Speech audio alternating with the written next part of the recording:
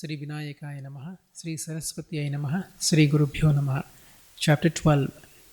Sai Leelas, Experience of Kaka Mahajani, Dhumal Pleader, Mrs. Nimunkar, Mulai Shastri, Doctor.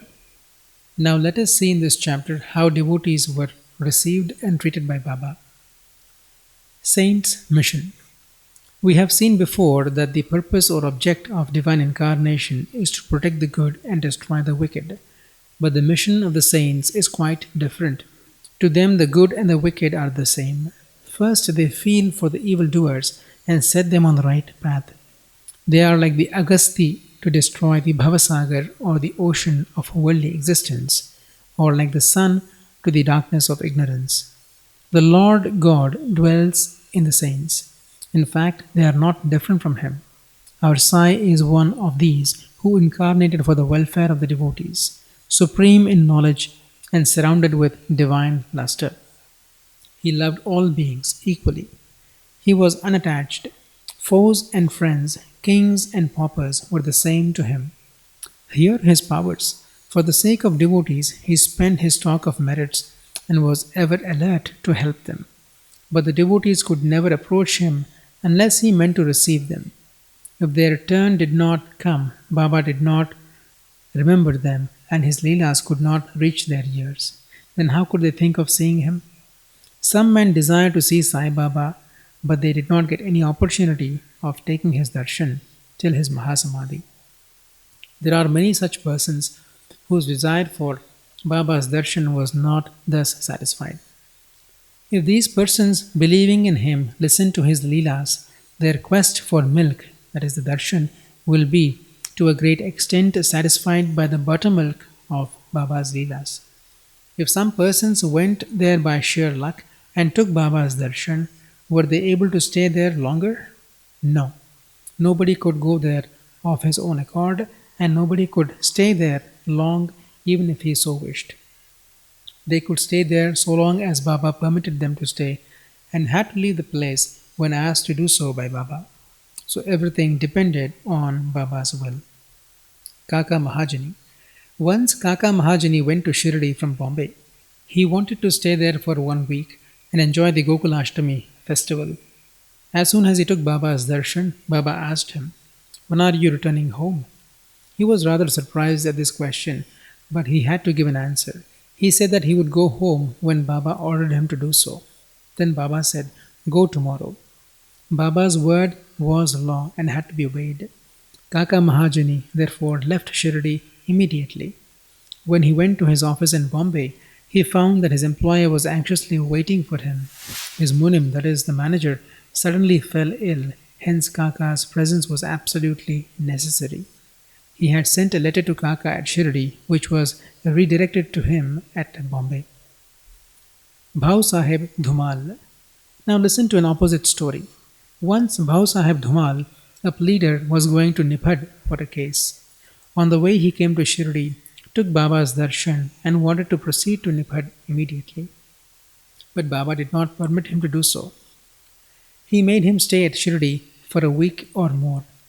In the meanwhile, the magistrate at Niphad suffered intensely from pain in his abdomen and the case was adjourned. Mr. Dhumal was then allowed to go and attend to his case. It went on for some months and was tried by 4 magistrates. Ultimately, Mr. Dhumal won the case and his client was acquitted. Mrs. Nimunkar. Mr. Nana Sahib Nimunkar, Watandar of Nimon, an honorary magistrate, was staying at Shirdi with his wife.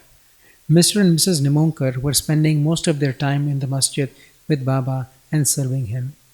It so happened that their son fell ill at Belapur, and the mother decided, with Baba's consent, to go to Belapur and see her son and other relatives, and stay there for a few days. But Mr. Nana Sahib asked her to return the next day.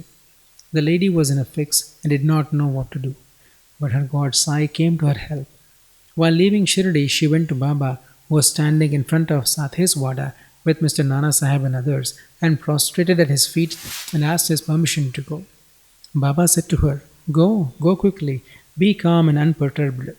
Stay comfortably at Belapur for 4 days. See all your relatives and then return to Shirdi." How opportune were Baba's words. Mr. Nana Sahib's proposal was overruled by Baba's decree. Muley Shastri of Nasik. An orthodox Agnihotri Brahmin of Nasik by name Muley Shastri, who had studied the six Shastras and was well versed in astrology and palmistry, once came to Shirdi to see Mr. Bapu Sahib Booty, the famous millionaire of Nagpur. After seeing him, he and others went to see Baba in the masjid.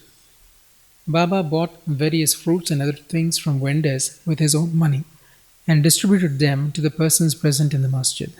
Baba used to press the mango on all sides so skillfully that when any person received it from Baba and sucked it, he got all the pulp at once in his mouth and could throw away the stone and the skin forthwith. Plantains were peeled off by Baba and the kernel was distributed to the devotees, while the skins were retained by Baba for himself. Muley Shastri, as a palmist, wanted to examine Baba's hand or palm and requested him to extend the same. Baba ignored his request and gave 4 plantains to him. Then they all returned to the Vada and Muley Shastri bathed, wore sacred clothes, and started his routine duties such as Agnihotra, etc. Then Baba, as usual, started for Lendi and said, "Take some geru, which is a red miry substance used to dye cloths in saffron color. We shall today don saffron colored cloth." None understood what Baba meant. Then, after some time, when Baba returned and preparations for the noon arti were being made, Bapu Sahib Jog asked Muley Shastri whether he would accompany him for the arti. He replied that he would see Baba in the afternoon. Very soon, Baba sat on his seat and was worshipped by the devotees, and the arti commenced. Then Baba said, "Get some dakshina from the new Nasik Brahmin." Booty himself went to get the dakshina, and when he gave Baba's message to Muley Shastri, he was sorely perplexed. He thought in his mind thus, "I am a pure Agnihotri Brahmin. Why should I pay dakshina? Baba may be a great saint. I am not his dependent. But as a great saint like Sai Baba was asking for dakshina through a millionaire like Booty, he could not refuse."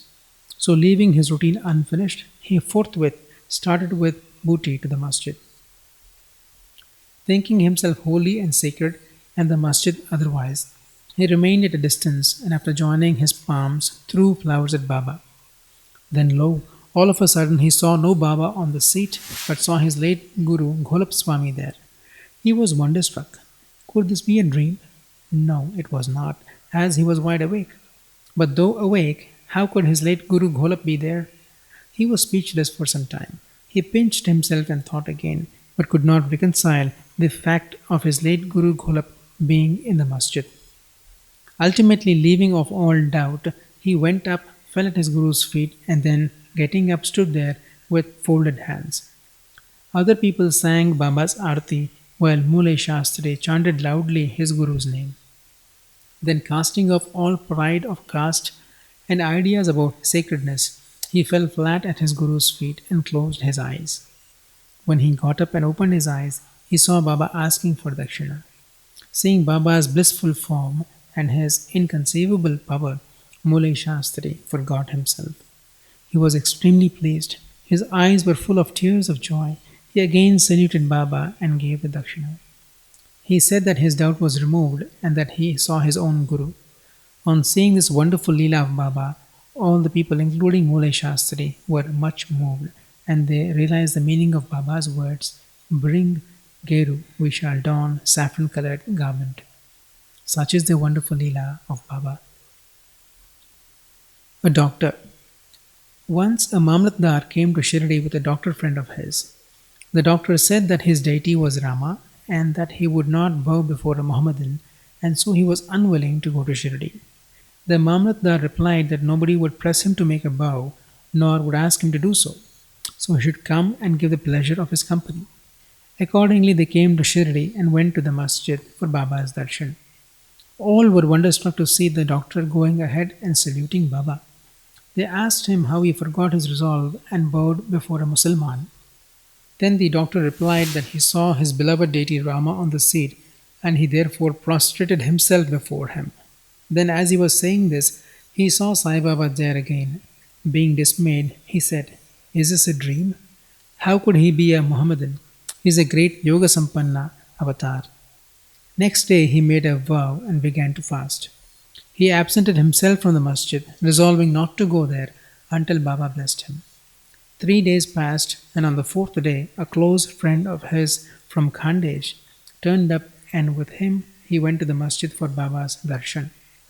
After the salutation, Baba asked him whether anybody had gone to call him so that he had come. Hearing this vital question, the doctor was moved. The same night he was blessed by Baba and he experienced the bliss supreme in his sleep. Then he left for his town where he experienced the same state for a fortnight. Thus his devotion to Sai Baba increased manifold. The moral of all the stories mentioned above, especially that of Mule Shastri, is this, that we should have firm faith in our Guru and nowhere else. More Leelas of Sai Baba will be described in the next chapter. Bow to Sri Sai, peace be to all.